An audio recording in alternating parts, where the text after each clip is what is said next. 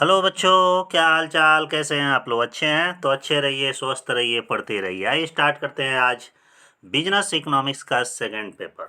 ये 100 क्वेश्चन का एमसीक्यू जा रहा है आपके लिए, और इसे कायदे से पढ़ लीजिएगा, और एक बार नहीं कम से कम 2-3 बार पढ़ लीजिएगा, ठीक है। एक चीज़ और बताना चाह रहे हैं कि चूंकि फर्स्ट लेक्चर गया था उसमें 1-2 क्वेश्चन का आंसर मतलब रॉन्ग था, थोड़ा ऊपर नीचे हो गया था, तो उसको अन्यथा न लीजिएगा, क्योंकि उतना ज़्यादा जब एमसीक्यू रहेगा तो 1-2 क्वेश्चन गलत हो ही सकते हैं, ठीक है। और यहाँ जो 100 क्वेश्चन जा रहा है इसको भी पूरा ध्यान रखा गया है कि गलत ना हो, तो शायद हो सकता है कि एक आध क्वेश्चन इधर उधर हो गए, लेकिन पूर्णतः मतलब लगभग लगभग सही है। तो आइए स्टार्ट करते हैं। स्टार्ट करने से पहले चाहेंगे कि जो भी वीडियो हमारा देख रहे हैं अपने फ्रेंडों में ज़रूर शेयर कर दें, ठीक है। और एक चीज़ और कि इसको कम से कम 2-3 बार ज़रूर पढ़ लें, कुछ क्वेश्चन का हेल्प आपको मिल सकता है। आइए स्टार्ट कर रहे हैं। सबसे पहला क्वेश्चन का रहा है, पूर्ण प्रतियोगिता फर्म का अल्पकालीन वक्र होता है। पूर्ण प्रतियोगिता फर्म का अल्पकालीन वक्र होता है। क्या होता है? एग्जैक्ट याद रखिएगा। सीमांत लागत वक्र का वह भाग होता है जो एवीसी से ऊपर होता है, माने एवरेज वेरिएबल कास्ट से ऊपर होता है, वो पूर्ण प्रतियोगिता फर्म का अल्पकालीन वक्र होता है, ठीक है। अगला क्वेश्चन हमारा है, थोड़ा सा और छोटा कर दें इसको,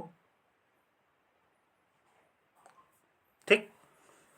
अगला, जिस बाजार में क्रेताओं या विक्रेताओं की संख्या बहुत अधिक होती है उस बाजार को किस श्रेणी में रखा जाता है? ध्यान दीजिएगा, वो कौन सा बाजार है जिसमें क्रेताओं और विक्रेताओं की संख्या बहुत अधिक होती है? तो आपका सही ऑप्शन है कि वो पूर्ण प्रतियोगिता बाजार ही एक ऐसा होता है जहां पर क्रेता और विक्रेता अपनी वस्तुओं को स्वतंत्रता पूर्वक बेच सकते हैं और बहुत सारे क्रेता और विक्रेता होते हैं, ठीक है। ठीक इसी तरह तीसरा क्वेश्चन है कि एकाधिकार में पूर्ति वक्र होता है। एकाधिकार में पूर्ति वक्र क्या होता है? अर्थहीन होता है। क्या होता है? अर्थहीन होता है। चौथा हमारा क्वेश्चन है, अपूर्ण प्रतियोगिता में, अपूर्ण प्रतियोगिता में क्या होता है?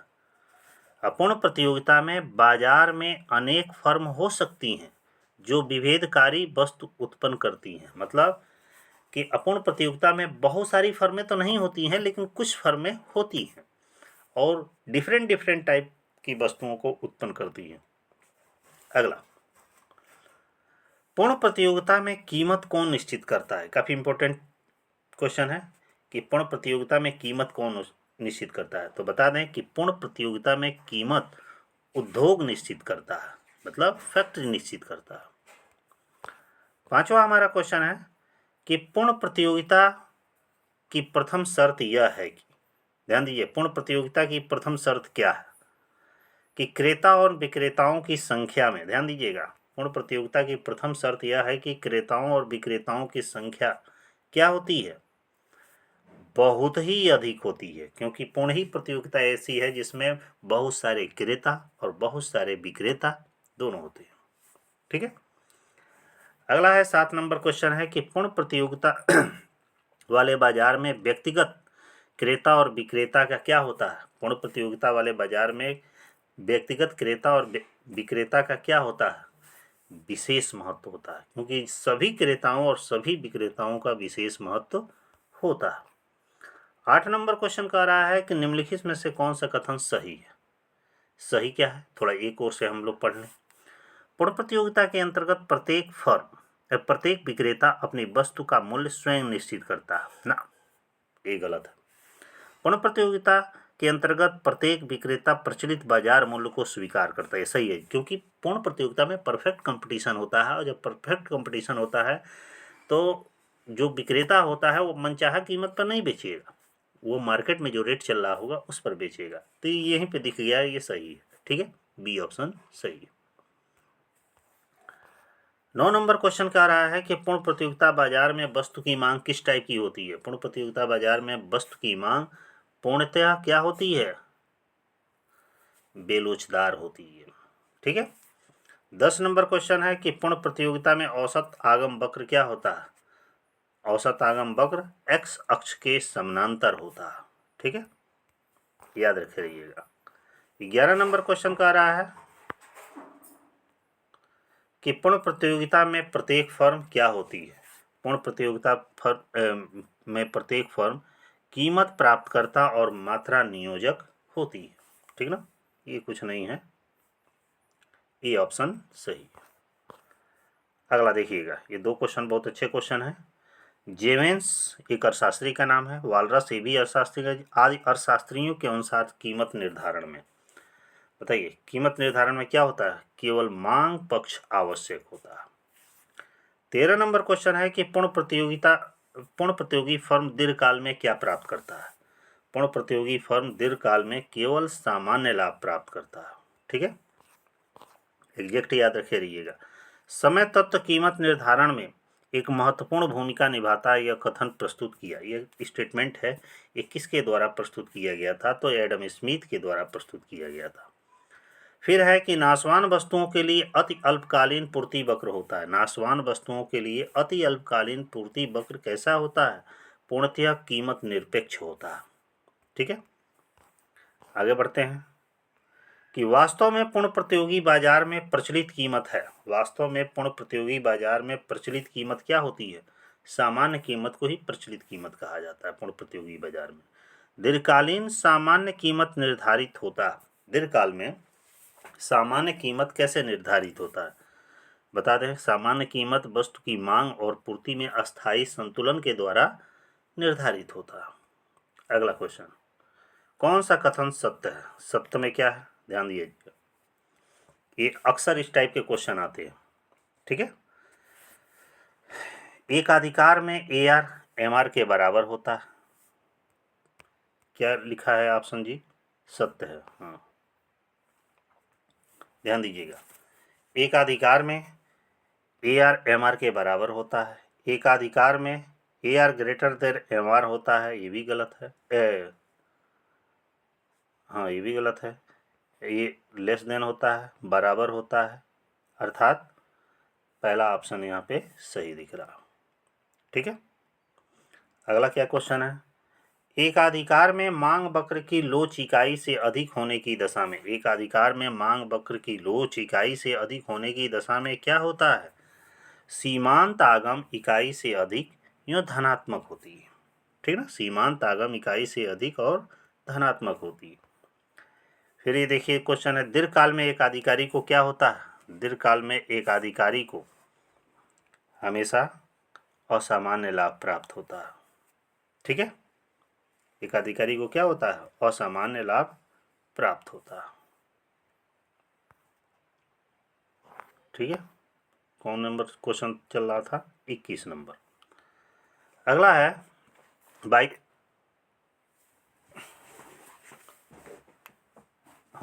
21 नंबर। एक पूर्ण प्रतियोगी फर्म को जब एकाधिकारी फर्म में बदला जाता है, माने एक परफेक्ट कंपटीशन को जब मोनोपोलिस्टिक में चेंज किया जाता है, तब क्या होता है? तब आपका कुल कल्याण में कमी हो जाती है। फिर कह रहा है, एकाधिकारी नियमन के लिए लगाया गया एक मुफ्त कर लमसम टैक्स एकाधिकारी के लिए क्या है? तो यह एकाधिकारी के लिए फिक्स कास्ट है। फिर कह रहा है कि एकाधिकारी नियमन के लिए लगाया गया विशिष्ट कर माने स्पेसिफाइड टैक्स एकाधिकारी के लिए क्या है? यह एकाधिकारी के लिए परिवर्तनशील लागत है। ठीक ना, माने मोनोपोलिस्टिक में जब स्पेसिफाइड टैक्स लगाया जाता है तो वेरिएबल कास्ट कहलाती है।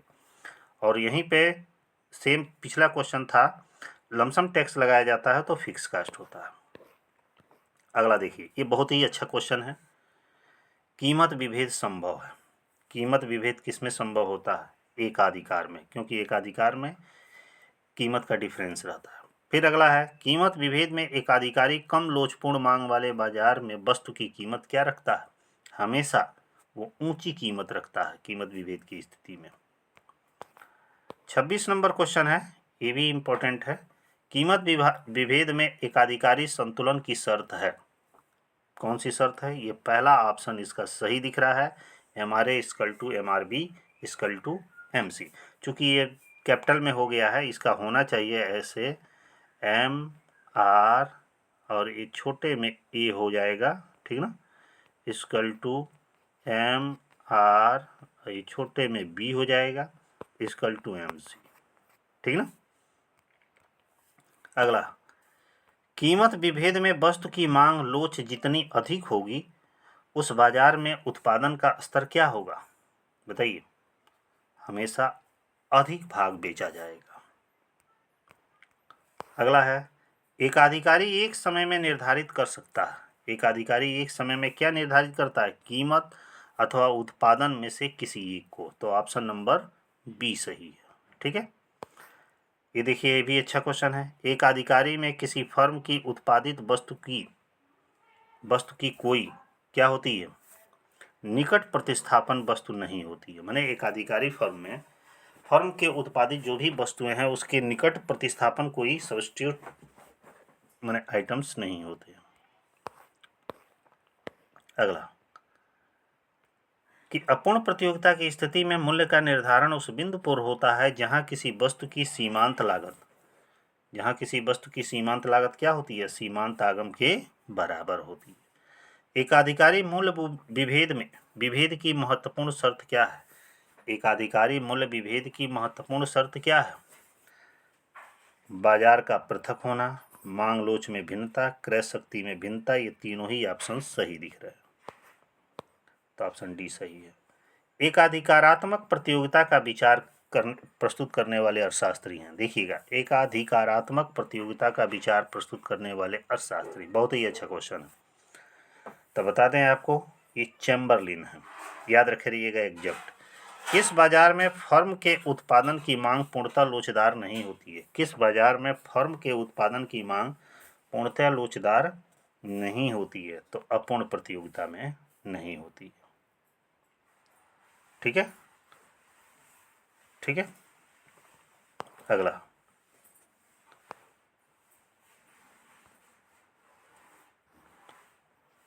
आगे बढ़ते हैं। 34 नंबर क्वेश्चन, विभेदीकृत उत्पादन का संबंध है। माने डिफरेंट टाइप के वस्तुओं का जो प्रोडक्शन किया जाता है वो किसका इससे संबंध है? तो एकाधिकारात्मक प्रतियोगिता में।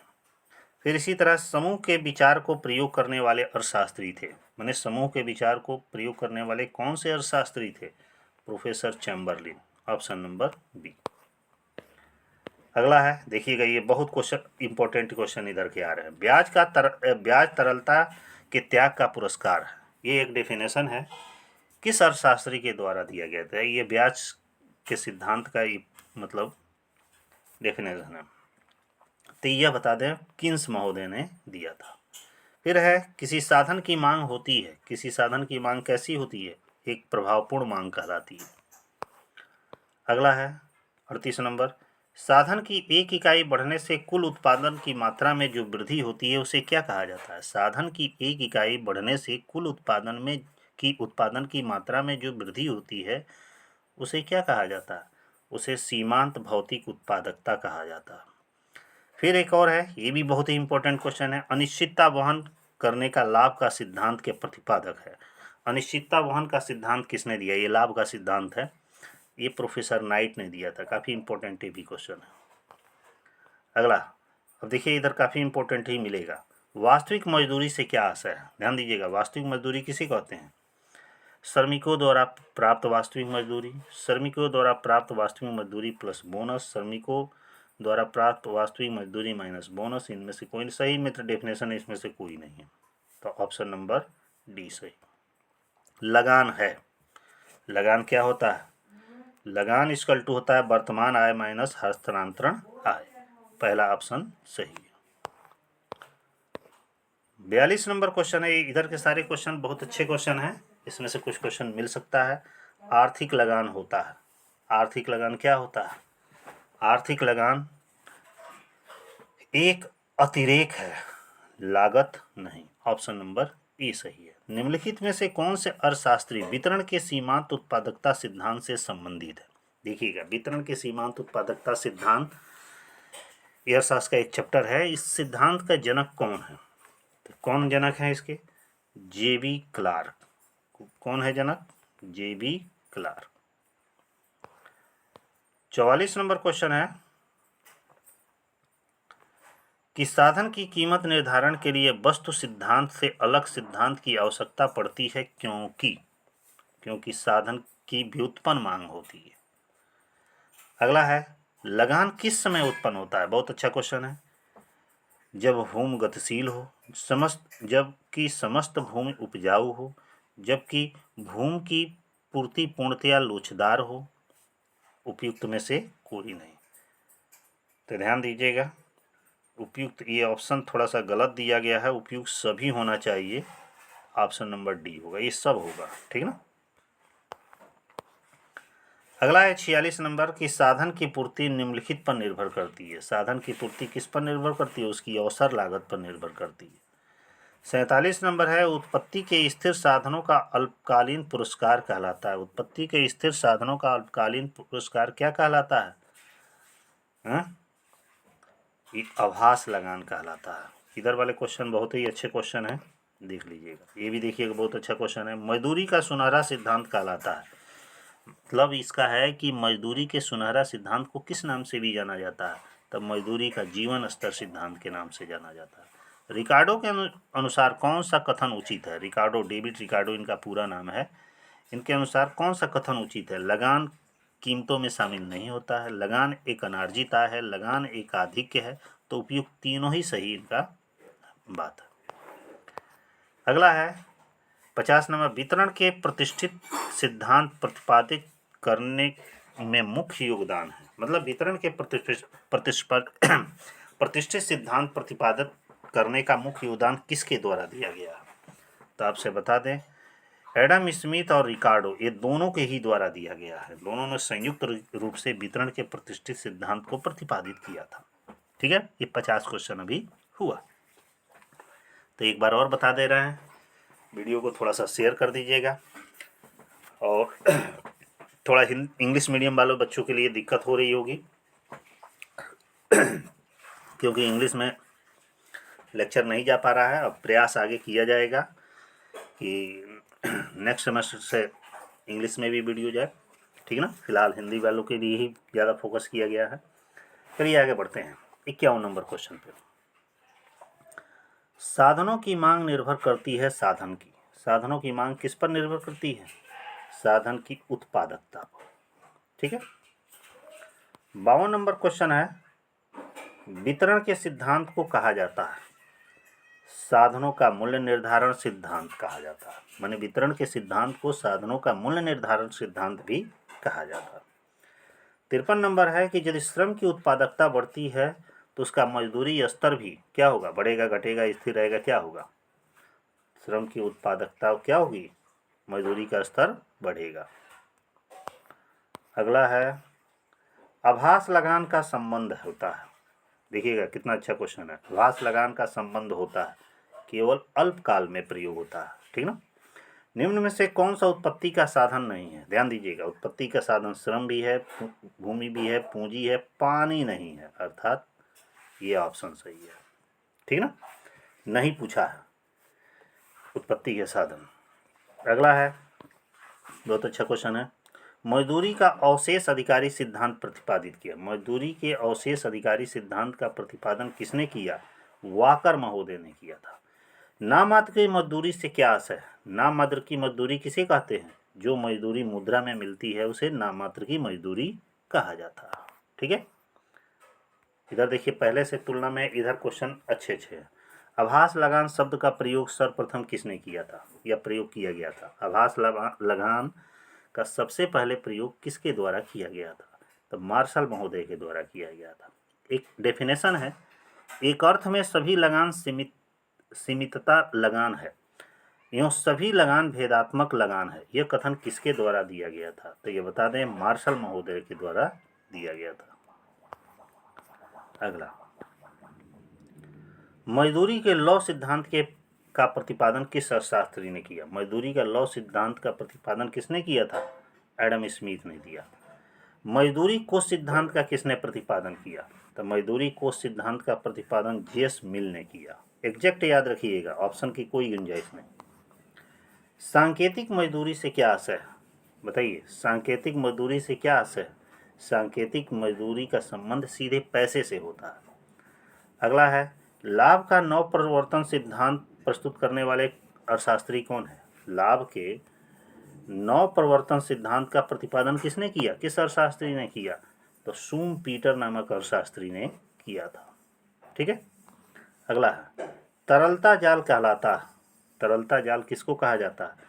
तरलता अधिमान वक्र का वह भाग जो x अक्ष के समानांतर होता है उसी को तरलता जाल कहा जाता है। लगान के भेदात्मक बचत किस विद्वान ने बताया? माने लगान एक भेदात्मक बचत है, ये किस विद्वान के द्वारा कहा गया था? तो ये रिकार्डो के द्वारा कहा गया था, क्योंकि रिकार्डो ने ही लगान सिद्धांत की खोज की थी। फिर आगे बढ़िए, 66 नंबर क्वेश्चन है सबसे निम्न कोट की भूमि को क्या कहा जाता है? जो सबसे निम्न कोट की भूमि होती है उसको सीमांत भूमि कहा जाता है। 67 नंबर है कि शुद्ध ब्याज में किसको शामिल नहीं किया जाता? शुद्ध ब्याज में किसको शामिल नहीं किया जाता? देखिएगा, जोखिम को शामिल नहीं पूछा है यहाँ पे। जोखिम को शामिल किया जाता है, असुविधा का प्रतिफल का शामिल किया जाता है, प्रबंध है, उपयुक्त सभी, मतलब ये तीनों को ही शामिल नहीं किया जाता है। अगला है अर्थशास्त्र में भूमि से क्या आशय है? अर्थशास्त्र में भूमि से क्या तात्पर्य है? सभी प्राकृतिक संसाधनों को अर्थशास्त्र में भूमि माना गया। अगला है 69 नंबर, प्रकृति मानव पर दयालु नहीं बल्कि कृपाण है, यह कथन किसके द्वारा दिया गया था? मैंने प्रकृति मानव पर दयालु नहीं बल्कि कृपाण है, माने एक कृपा मात्र है, ये स्टेटमेंट किसके द्वारा दिया गया था? तो रिकार्डो के द्वारा दिया गया था। अगला है अनेक वैकल्पिक प्रयोग वाले उत्पत्ति के साधनों को क्या कहा जाता है? अनेक वैकल्पिक प्रयोग वाले जो उत्पत्ति के साधन है उसको किस नाम से जाना जाता है? पूर्णतया अवशिष्ट साधन, अविशिष्ट साधन कहा जाता है। पूर्णतया विशिष्ट साधनों में पूर्ति की लोच क्या होती है? पूर्ति की लोच पूर्णतया लोचदार होती है।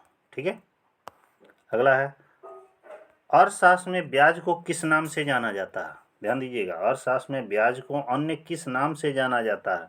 तो ध्यान दीजिएगा, यहाँ दिया गया है ब्याज को अन्य किस नाम से भी जाना जाएगा? वास्तविक ब्याज, विशुद्ध ब्याज, आर्थिक ब्याज, तीनों ही ऑप्शन सही है, तीनों नाम से जाना जाता है। 73 नंबर है कि कौन सा लाभ उत्पादन लाभ लागत का भाग है? कौन सा ऐसा लाभ है जो उत्पादन लागत का भाग है? तो सामान्य ही लाभ एक ऐसा है जो उत्पादन लागत का भाग होता है। अगला है 74 नंबर, ब्याज का समय पसंदगी सिद्धांत आधारित है। ब्याज का समय पसंदगी सिद्धांत आधारित है, किस पर आधारित है? व्यय करने की व्यग्रता पर। अगला है 75 नंबर, विशिष्ट साधन का लगान है। विशिष्ट साधन का लगान क्या होता है? विशिष्ट साधन का लगान जब वर्तमान आय में से हस्तांतरण आय को घटा दिया जाता है तो उसे विशिष्ट साधन का लगान कहा जाता है। तो ऑप्शन ए सही। ये भी देखिए क्वेश्चन बहुत अच्छा है कि भूमि को उपहार निम्नलिखित में से किसका माना जाता है? भूमि को उपहार निम्न में से किसको माना जाता है? प्रकृति का, भगवान का, धरती का, सरकार का? तो प्रकृति का। 76 का क्या है? ए। पूर्णतया अवशिष्ट साधन की विशेषता होती है। पूर्णतया अवशिष्ट साधन की क्या विशेषता होती है? कि यह गतिशील प्रकृति की होती है। अगला है रिकार्डो के अनुसार कौन सा कथन उचित है? रिकार्डो ने कहा है कि इसमें से कौन सा स्टेटमेंट उचित है?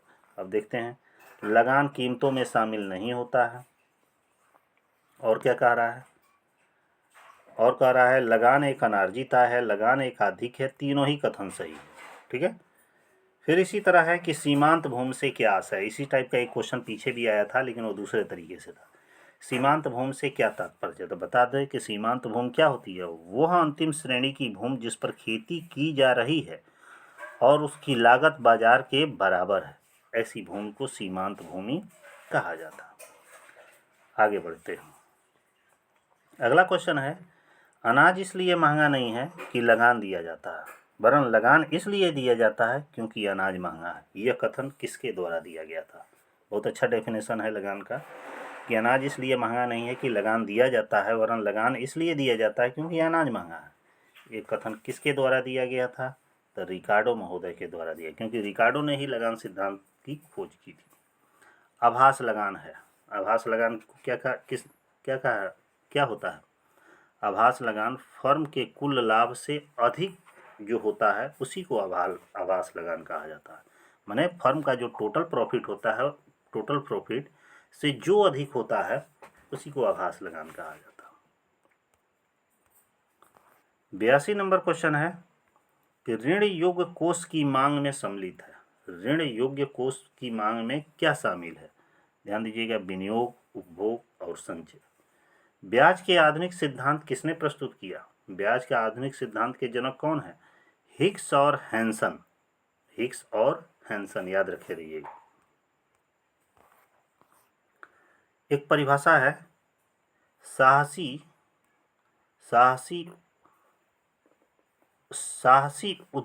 उपयोग उद्योग है, सॉरी, साहसी उद्योग रूपी, टाइपिंग में गड़बड़ी है, साहसी उद्योग रूपी जहाज का कप्तान है और लाभ योग्यता का लगान है। यह कथन किस अर्थशास्त्री ने दिया था? तो नीचे देखते हैं कौन सा अर्थशास्त्री दिए हैं। वाकर, कौन कौन से अर्थशास्त्री हैं? वाकर, सीनियर, जेएस मिल, रिकार्डो। तो वाकर महोदय ने दिया था। अगला है 85 नंबर, निम्न में से कौन सी पूर्ण प्रतियोगिता बाजार की विशेषता नहीं है? देखिएगा, पूर्ण प्रतियोगिता बाजार की विशेषता पूछ रहा है, कौन नहीं है? ध्यान दीजिएगा, क्रेताओं और विक्रेताओं की अधिक संख्या का होना, बिल्कुल सही है, ये पूर्ण प्रतियोगिता बाजार की विशेषता है। सभी वस्तुओं का समरूप होना, ये भी पूर्ण प्रतियोगिता की विशेषता है। फर्मों के प्रवेश और बहिर्गमन की स्वतंत्रता होना, मतलब कोई भी फर्म नया एंट्री कर सकता है बिजनेस में, कोई छोड़ के जा भी सकता है, सही है। विज्ञापन व गैर कीमत प्रतियोगिता, यह गलत है, ठीक ना, यह विशेषता इसकी नहीं है। अगला है कि पूर्ण प्रतियोगिता के अंतर्गत कीमत निर्धारण होता है। पूर्ण प्रतियोगिता के अंतर्गत कीमत कौन निर्धारित करता है? बता दें कि वस्तु की मांग और पूर्ति की शक्तियों के द्वारा पूर्ण प्रतियोगिता में कीमत का निर्धारण होता है। ऑप्शन डी सही है। 87 नंबर क्वेश्चन कह रहा है पूर्ण प्रतियोगिता बाजार में प्रत्येक विक्रेता की वस्तु की मांग होती है। पूर्ण प्रतियोगिता बाजार में प्रत्येक विक्रेता की वस्तु की मांग होती है, किस टाइप की होती है? पूर्णतः लोचदार होती है, ठीक ना। 88 नंबर है कि एक बाजार में फर्म के संतुलन के लिए आवश्यक शर्त क्या है? एक बाजार में जब फर्म का संतुलन होता है तो उसकी आवश्यक शर्त क्या होती है? जब सीमांत आगम सीमांत लागत के बराबर हो जाती है, मतलब मार्जिनल रेवेन्यू किसके होता है? एवरेज रेवेन्यू के बराबर हो जाती है, तो वहाँ फर्म का संतुलन होता है। ऐसे क्वेश्चन आते हैं। 89, पूर्ण प्रतियोगिता के अंतर्गत एक उद्योग साम्य की स्थिति में तब होता है जब, कब होता है पूर्ण प्रतियोगिता में एक उद्योग साम्य की स्थिति में कब होता है? जब उत्पादन स्थिर रहता है। अगला बढ़ते हैं। पूर्ण प्रतियोगिता में फर्म दीर्घकालीन संतुलन की स्थिति में कौन सी अवस्था में होती है? मैंने पूर्ण प्रतियोगिता में फर्म दीर्घकालीन संतुलन की स्थिति किस अवस्था में होती है?